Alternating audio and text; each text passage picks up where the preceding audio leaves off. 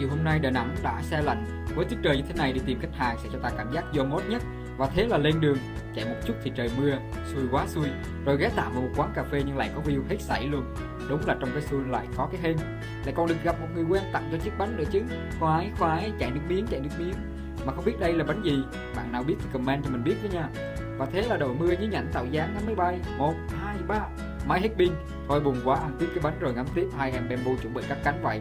Vậy là sau một buổi chiều không ngắm được máy bay hạ cánh, quá tiếc.